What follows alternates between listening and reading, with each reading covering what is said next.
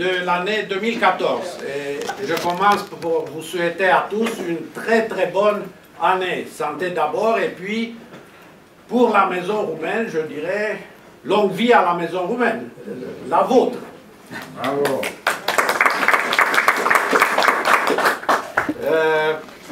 Nous avons aujourd'hui la chance et le bonheur d'accueillir monsieur l'académicien, le plus jeune membre de l'Académie roumaine, le professeur Ioan Aurel Pop, le recteur de l'université, le président de l'université de Cluj. Monsieur Pop, c'est une des personnalités de la Roumanie, autant au plan scientifique, j'ose dire, au plan moral. Son attitude est une attitude d'un grand scientifique qui est soucieux de la réalité et de l'objectivité de ses recherches. En dehors de cette qualité de membre de l'Académie, ou même membre titulaire désormais, il est connu aussi pour avoir dirigé l'Institut roumain de culture et de recherche humaniste de Venise, qui est ce centre qui est très connu pour ses réalisations dans ce domaine. Je ne m'arrête pas plus sur ses réalisations. C'est l'auteur de plus de 50 livres en tant qu'auteur et co-auteur, 18 livres en tant qu'unique auteur, plus de 300 articles, donc tout ça montre bien qui est Ioan Aurel Pop. Et je crois que je m'arrête ici et je prie monsieur l'académicien, Ionuț, mon ami, de prendre la parole. Monsieur l'académicien. Je vous remercie, Monsieur le Président. Mesdames et Messieurs, je suis privilégié de parler ce soir devant vous et je vous remercie de nouveau. Je vous dis une bonne et heureuse année parce que nous sommes au début de l'année 2014. Je dois vous avouer que j'ai eu des options en ce qui concerne le thème de la conférence. Je ne connaissais pas exactement la structure du public, alors j'ai pensé, en tant que médiéviste, j'enseigne l'histoire du Moyen-Âge, ça veut dire à partir de 600 jusqu'à 1600, quand on finit le Moyen-Âge, même au nord du Danube. Environ 16e siècle, on peut dire que commence l'État moderne, comme partout en Europe d'ailleurs. Et pour cela, j'ai pensé de vous présenter quelque chose sur le XIIIe siècle, qui, du point de vue de l'Occident et de l'Orient, c'est toujours une période de l'essor du Moyen-Âge. XIIIe siècle, c'était important pour nous parce que nous avons un diplôme du Saint-Siège, le diplôme du chevalier hospitalier qui parle des réalités politiques, démographiques, même religieuses, pas seulement en Olténie, mais avec des liaisons avec la Transylvanie, la Monténie et presque toutes les régions du bas du Danube. Mais c'était trop spécieux. Alors, j'ai pensé et repensé, j'ai dit, mais c'est le mois des Minescu. C'était le 15 janvier, la fête de la culture nationale. Une fête extraordinaire, unique au monde, unique dans le monde. Pourquoi? Parce qu'on fête la culture nationale romaine maintenant à la fois en Roumanie et en Moldavie. Parce que le symbole culturel, spirituel de les deux pays est Mihai Eminescu. Il est considéré moldave et roumain à la fois. Je n'ai jamais compris, quand c'était le régime communiste au pouvoir avec Voronin, comment pourrait-il expliquer que le génie national de la Moldavie a écrit « Ce-ți doresc eu ție, dulce Românie ». Mon pays, ma patrie. Alors la patrie, c'était la Moldavie ou la Roumanie. Et ils m'ont dit, mes amis de Chișinău, que cette poésie n'était pas permise d'être mise dans les textes scolaires, dans les manuels, à l'époque. Maintenant, on espère bien que tout est passé. Mais malgré ça, Eminescu est plutôt un poète, un grand poète littéraire. Je ne suis pas littéraire. Et je parle de tout mon cœur sur Eminescu avec plaisir, mais je ne suis pas spécialiste. Et je tiens beaucoup de respecter la spécialité de chacun. Et alors, en pensant au fait que la Grande-Bretagne, au moins la Grande-Bretagne et l'Allemagne, ont eu la grande peur de l'invasion des Romains au début du janvier cette année, après, comme vous savez, tous les journaux et un certain type de journaux et des magasins, pas les journaux très sérieux, mais en Angleterre, surtout, on a écrit et on a créé une psychose en ce qui concerne l'invasion des Romains après la libération de la circulation de forces de main-d'œuvre, force de travail, je ne sais pas comment on dit en français. Oui.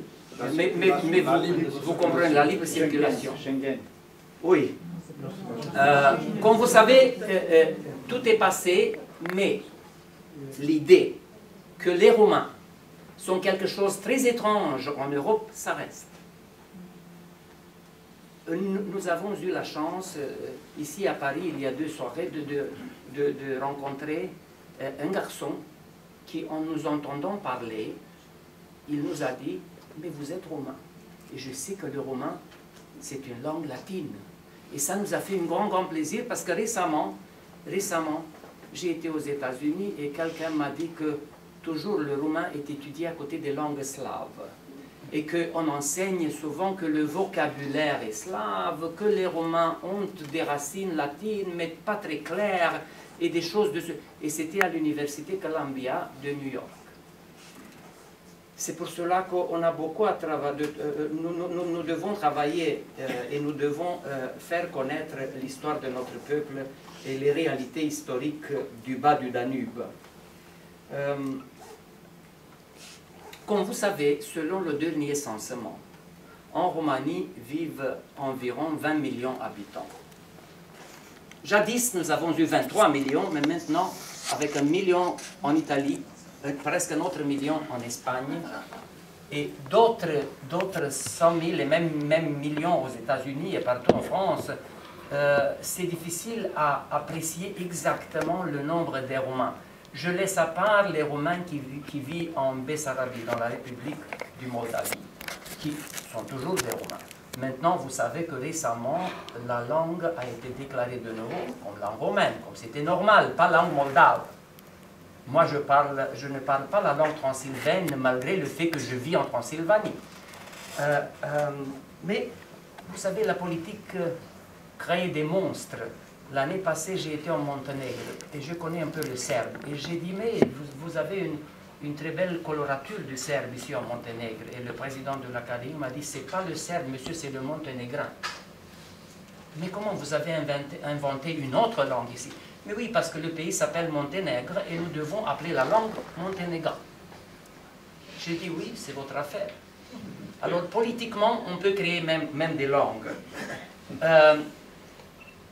Selon le même censement, 80% des habitants de la Roumanie sont du point de vue ethnique et linguistique roumains.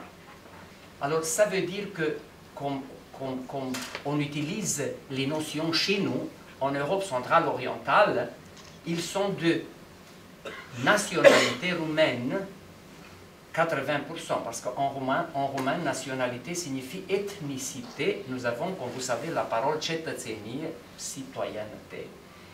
Et tous les habitants de la Roumanie, qui ont le domicile en Roumanie et des papiers de roumains, sont des Roumains, citoyens roumains. Mais on doit faire la différence parce qu'autrement, les minorités nationales se fâchent. En Roumanie toujours, en Hongrie c'est la même chose, même en Pologne, en Bulgarie c'est un peu difficile de la faire maintenant, mais on fait la différence entre la citoyenneté et l'ethnicité.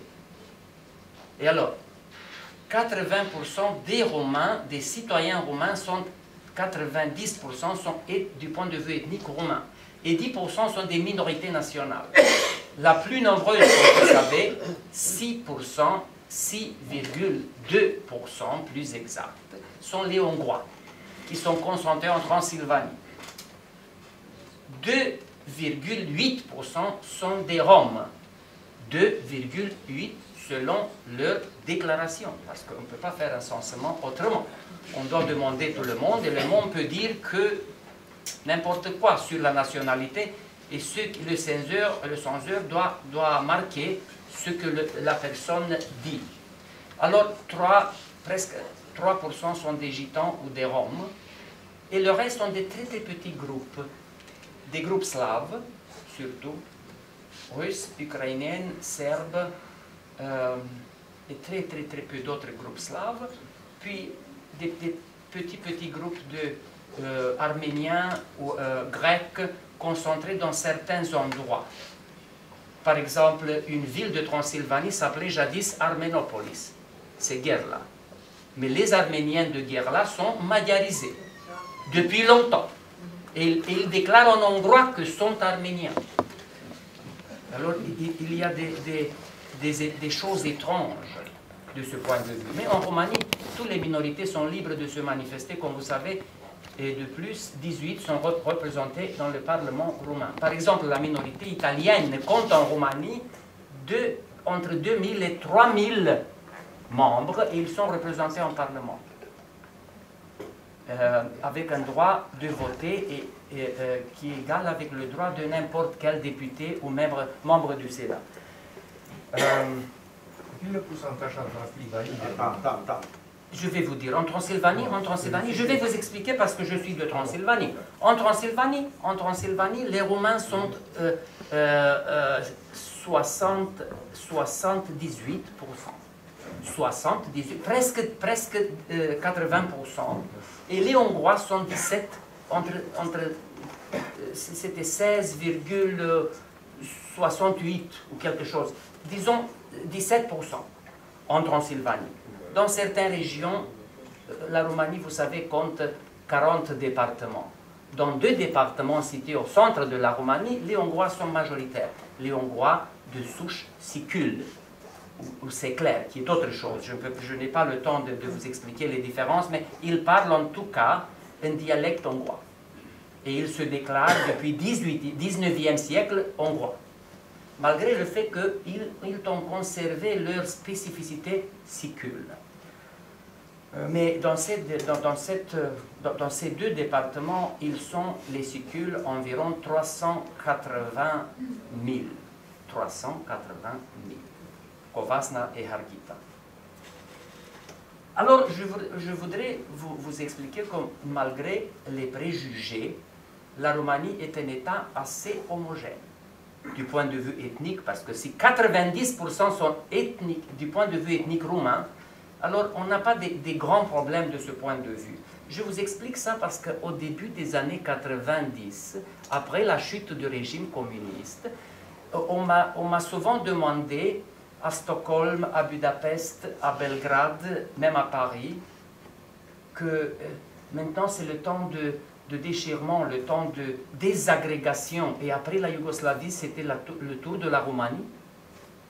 Et quand j'ai dit, mais madame, monsieur, les Valaques et les Moldaves, pas seulement ils parlent la même langue, mais ont la même religion, la même confession. En Transylvanie, c'est presque la même chose. Même les gréco-catholiques, les uniates, sont de rite byzantin. Oh, c'est pas vrai.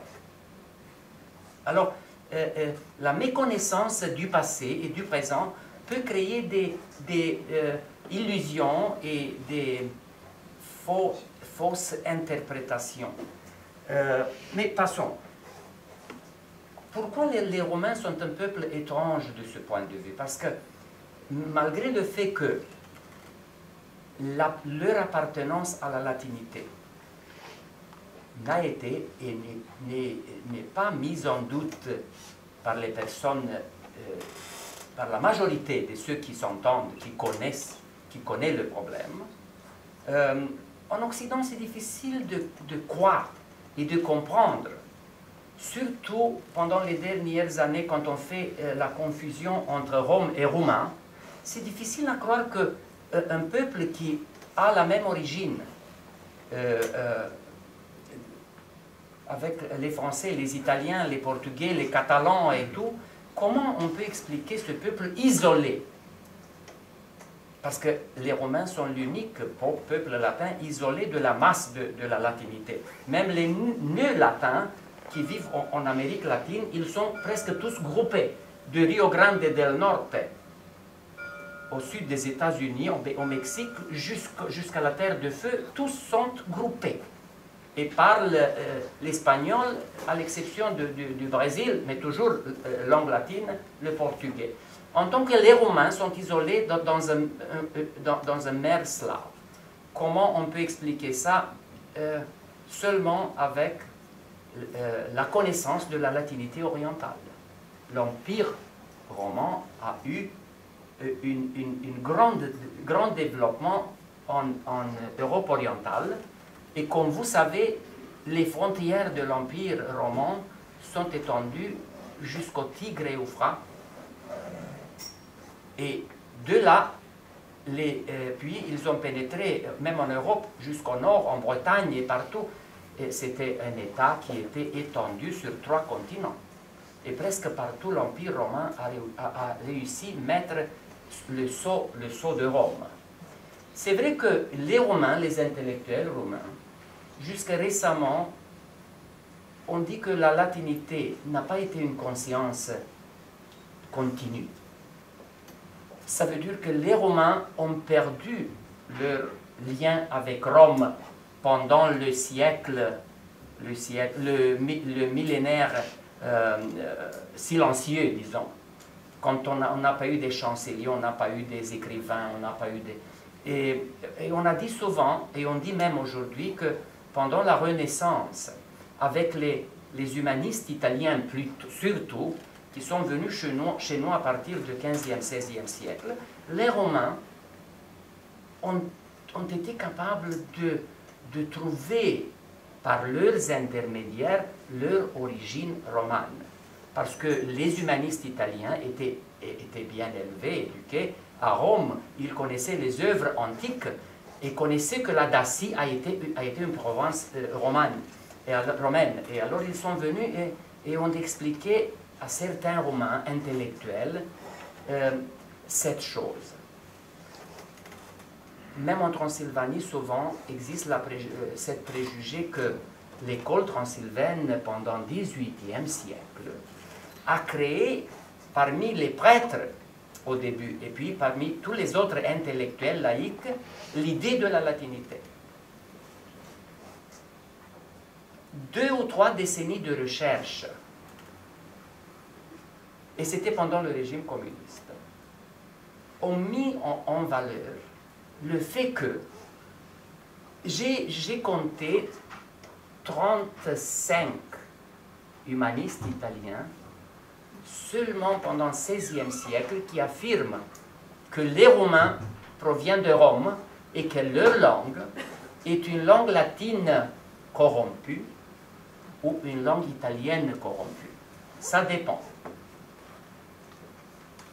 Mais la chose qui n'a pas été observée, même par professeur, mon prédécesseur à l'université de Cluj, Constantin Dajkovic, c'était que parmi ces écrivains de 15e et 16e siècle, il y en a quelques très très sérieux, pas un, pas 2, pas 3, qui affirment qu'en voyageant au bas Danube et dans les Carpates, ils ont su, par l'intermédiaire des racontes des Romains, que les Romains étaient les héritiers des Romans.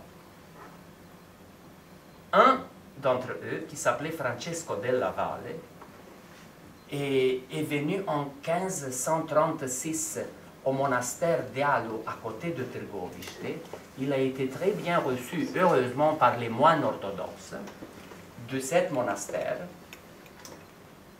où se trouve par ailleurs la tête de Michel de Brave, pas loin de Trgovište. Et l'Italien dit, qui était militaire et humaniste à la fois, que pendant le dîner, parce que les moines n'étaient pas riches, mais très généreux, ils ont très bien mangé et très bien bu.